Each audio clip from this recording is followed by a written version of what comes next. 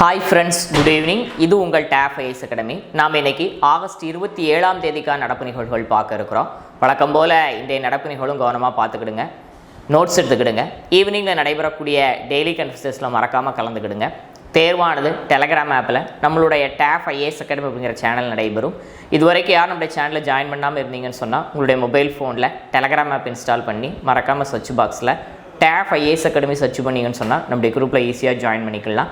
Current affairs தேர்வு மட்டும் இல்லாமல் நம்ம அகாடமி சார்பில் நடத்தப்படக்கூடிய இதர தேர்வுகளையும் இதர தகவல்களையும் நீங்கள் அறிந்து கொள்ளலாம்.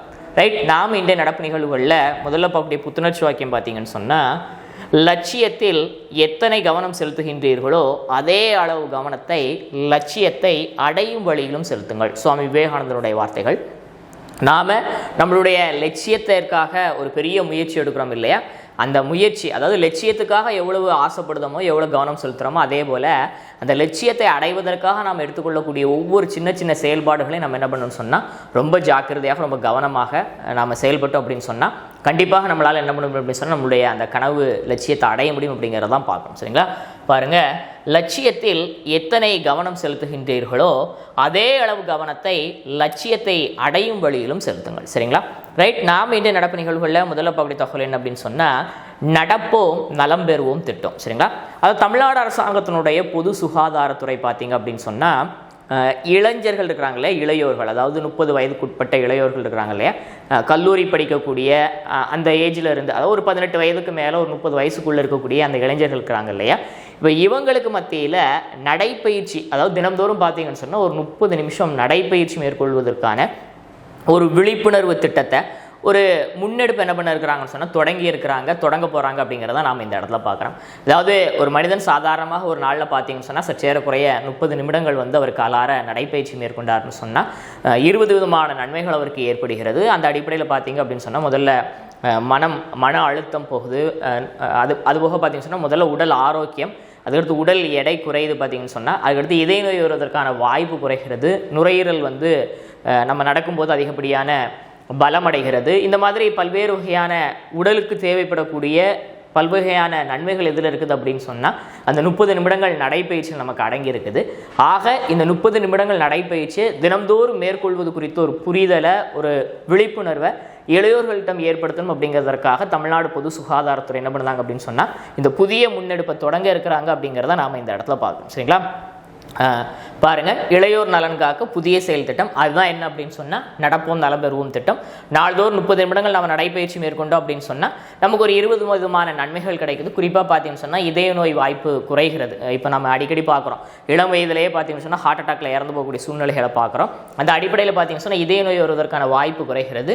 நம்முடைய உடல் எடை, பருமன் அப்படிங்கிறது இப்போ ஒரு பெரிய பிரச்சனையாக மாறி இருக்குது. நம்ம டெய்லி ஒரு 30 நிமிஷம் நடந்தோம்னு சொன்னால் நம்மளுடைய உடல் எடை என்ன ஆகும் அப்படின்னு சொன்னால் சீராகும், குறையும். அதே போல் பார்த்தீங்கன்னு சொன்னால் இப்போ நம்ம ஒரு பெரிய ப்ரெஷரான வேலைகள் நிறைய பார்க்குறோம். அந்த அடிப்படையில் பார்க்கும்போது நம்மளுடைய பணிச்சூழல்ல இருந்து அந்த மன அழுத்தம் எல்லாம் குறைந்து பார்த்தீங்கன்னு சொன்னால் மனதுக்கு ஒரு இதம் கிடைக்கக்கூடிய, ஒரு ஆரோக்கியம் கிடைக்கக்கூடிய ஒரு சூழல் நாம் பார்க்குறோம். அதே போல் நம்மளுடைய ரத்த ஓட்டம் சீராகுது. இப்படி ஒரு 20க்கும் மேற்பட்ட நன்மைகள் எதில் அடங்கியிருக்கு அப்படின்னு சொன்னால் தினந்தோறும் இந்த 30 நிமிடங்கள் நம்ம வாக்கிங் நடைப்பயிற்சி மேற்கொள்வதில் கிடைச்சிருக்குது. ஆக இளையோர் மத்தியில் இந்த புரிதல் ஏற்படுத்தணும் அப்படிங்கிறது. அதாவது இன்றைய காலகட்டத்தில் பார்த்தீங்கன்னு சொன்னால் எந்த ஒரு இளைஞரும் பார்த்தீங்கன்னு சொன்னால் வெளியில் எங்கேயாவது போகணும் அப்படின்னு சொன்னால் அவர் நடந்து போகிறதெல்லாம் முயற்சி எடுப்பதே இல்லை. சைக்கிளிங்லாம் இப்போ இல்லை, எடுத்தால் என்ன தான் இருக்கிறாங்க, பைக் எடுக்கிறாங்க, கிளம்புறாங்க, போகிறாங்க. இப்போ அந்த அடிப்படையில் மக்கள் மத்தியில் குறிப்பாக இளம் தலைமுறை பற்றியில் ஏன் அப்படின்னு சொன்னால் ஒவ்வொரு ஆண்டும் பார்த்தீங்கன்னு சொன்னால் தமிழ்நாட்டில் சற்றேறக்குறைய 70,000 நபர்கள் தொற்றா நோய்களால் என்ன பண்ணி போகிறாங்கன்னு சொன்னால் இறந்து போகிறாங்க.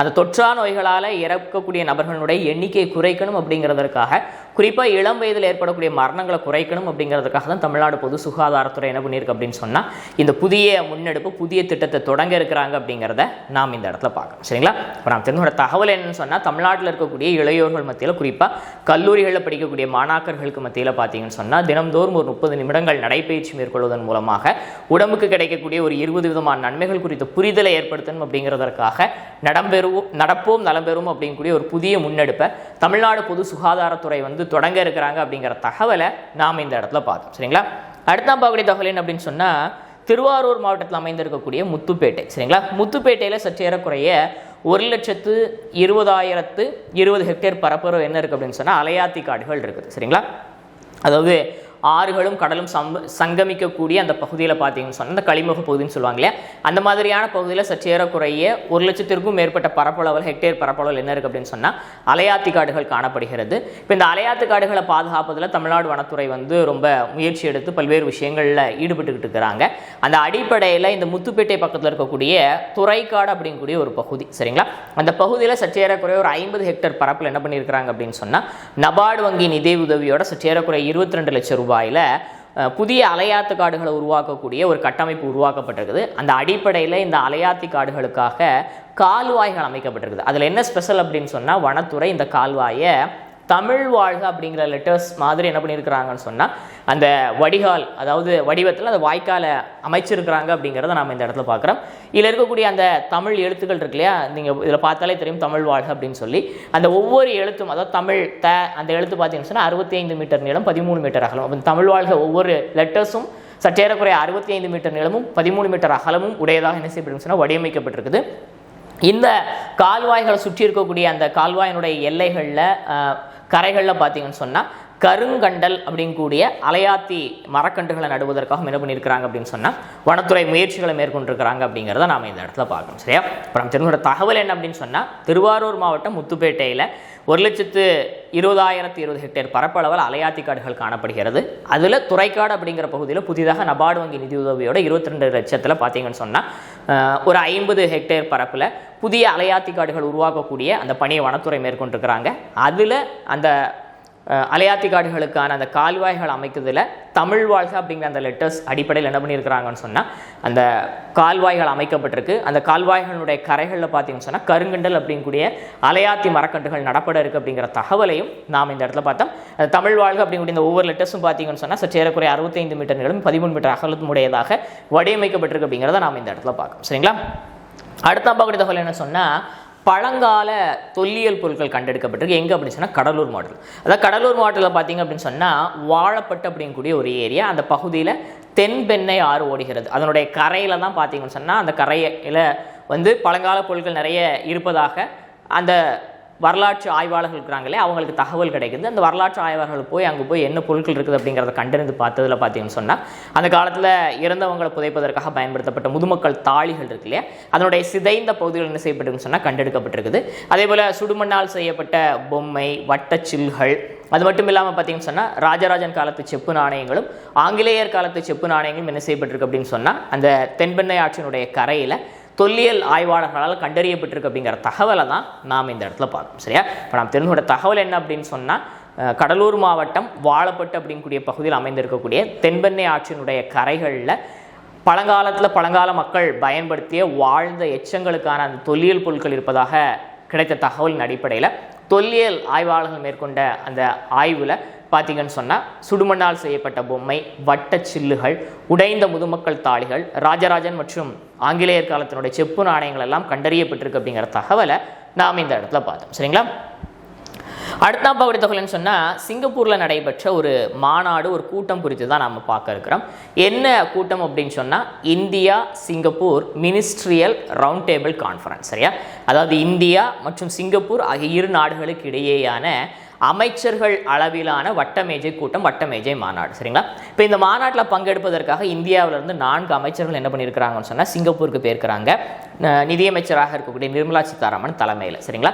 யாரெல்லாம் போயிருக்கிறாங்க அப்படின்னு சொன்னால் எஸ் ஜெய்சங்கர் வெளியுறவுத்துறை அமைச்சர், இதுமாதிரி வர்த்தகத்துறை அமைச்சருடைய பியூஷ் கோயல் மற்றும் அஸ்வினி வைபவ் இவங்க 4 பேர் என்ன பண்ணியிருக்கிறாங்க அப்படின்னு சொன்னால் இந்த மாநாட்டில் பங்கெடுப்பதற்காக சிங்கப்பூர் போயிருக்கிறாங்க.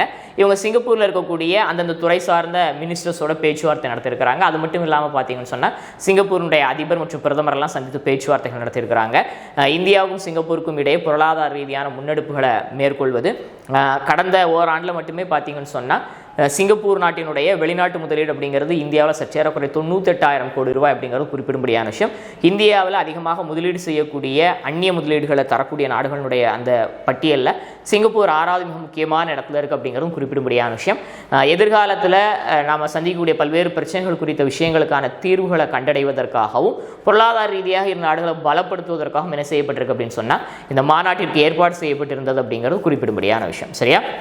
இப்போ நாம் தெரிந்து தகவல் என்ன அப்படின்னு சொன்னால் இந்தியா அண்ட் சிங்கப்பூர் இந்த இரு நாடுகளுக்கு இடையேயான அமைச்சர்கள் ரீதியிலான அமைச்சர்கள் மட்டத்திலான ரவுண்ட் டேபிள் கான்ஃபரன்ஸ் வட்டமேஜை மாநாடு சிங்கப்பூரில் நடத்தப்பட்டுச்சு அப்படிங்கிறத பார்த்தோம். இதில் இந்தியா சார்பில் நிர்மலா சீதாராமன், எஸ் ஜெய்சங்கர், பியூஷ் கோயல் மற்றும் அஸ்வினி வைஷ்ணவ் ஆகிய 4 அமைச்சர்கள் பங்கெடுத்துக்கிட்டாங்க அப்படிங்கிற தகவலையும் நாம் இந்த இடத்துல பார்த்தோம். சரிங்களா?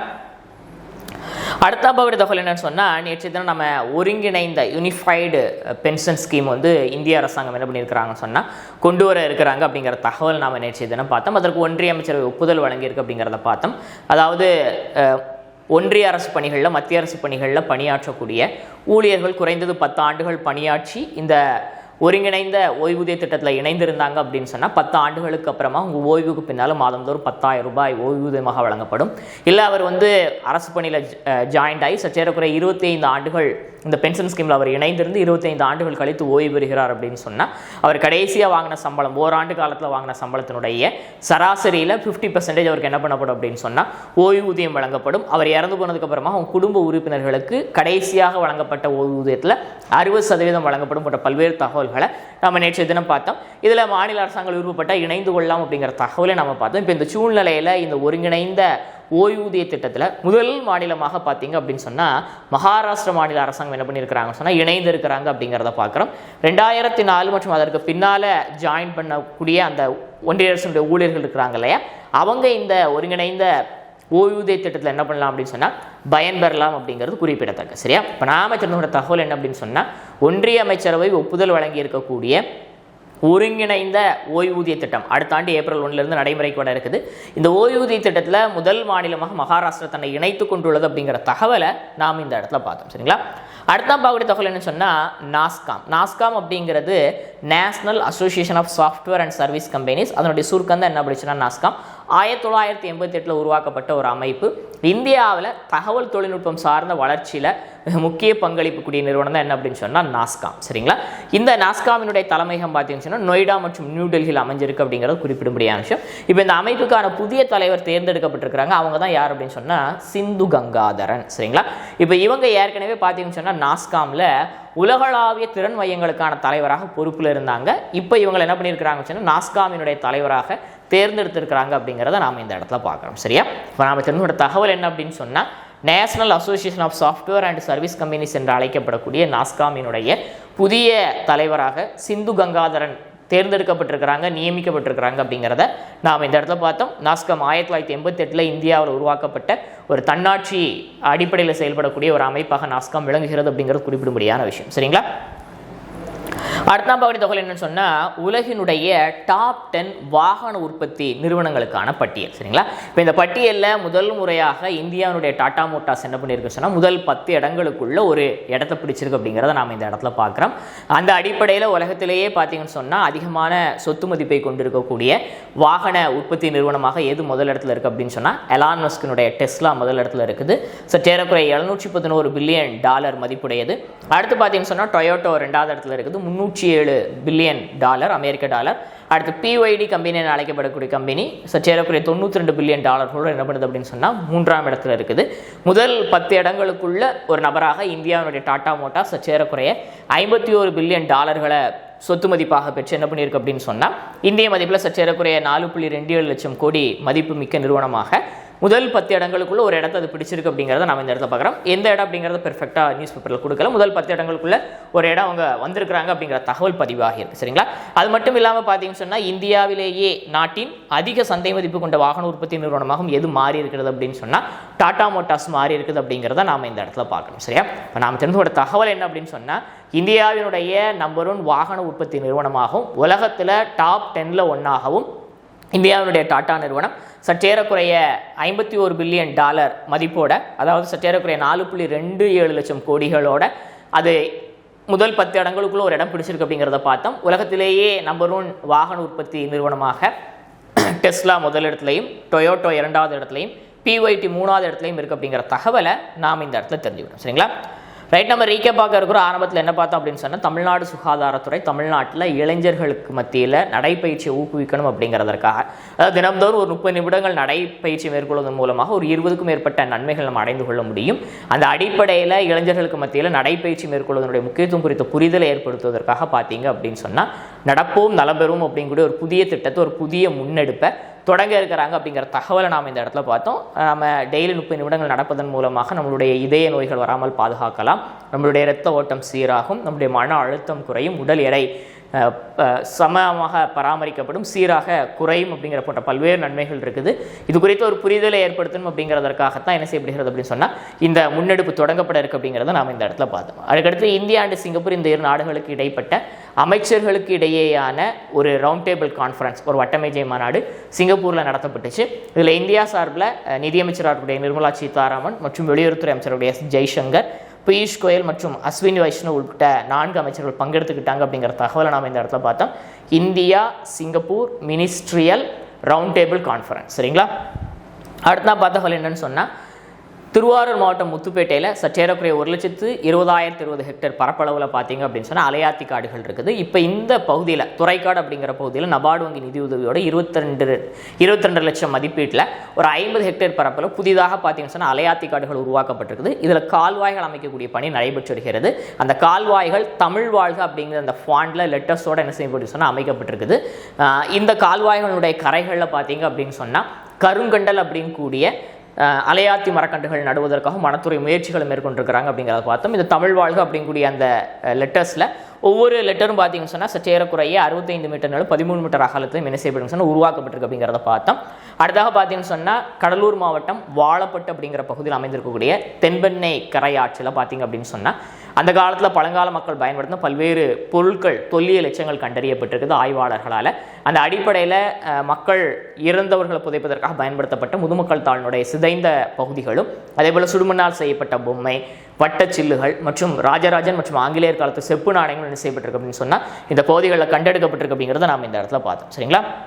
அடுத்தாக நாஸ்காம் என அழைக்கப்படக்கூடிய National Association of Software and Service Companies 1988 இந்தியாவில் தொடங்கப்பட்ட ஒரு தன்னாட்சி மதிப்பு கொண்ட அதிகாரம் பெற்ற ஒரு நிறுவனம்.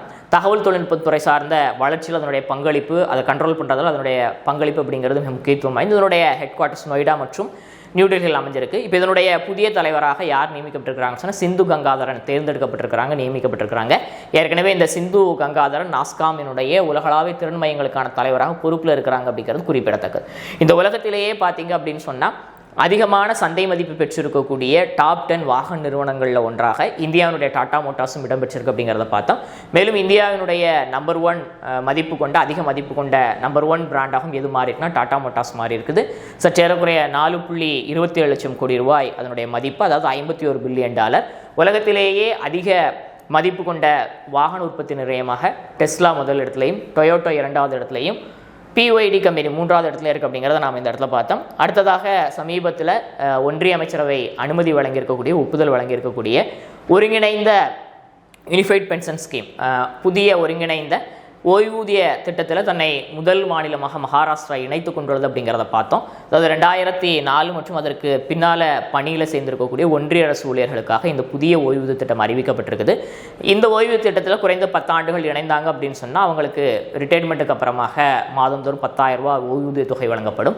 25 ஆண்டுகள் இதில் இணைந்து அவங்க ஓய்வூதியத்திற்காக காத்திருந்தாங்க அப்படின்னு சொன்னால் அவங்க ரிட்டையர்மெண்ட் ஆகும்போது கடைசி ஓராண்டில் எவ்வளோ சம்பளம் வாங்கினாங்களோ அதனுடைய சராசரி அளவில் 50% அவங்களுக்கு வழங்கப்படும். அவங்க இறந்ததுக்கப்புறமா அவங்க குடும்ப ஓய்வூதியர்களுக்கு, அவங்க குடும்ப உறுப்பினர்களுக்கு கடைசியாக வழங்கப்பட்ட ஓய்வூதியத்தில் 60% வழங்கப்படும் அப்படிங்கிறதையும் நம்ம பார்த்தோம்.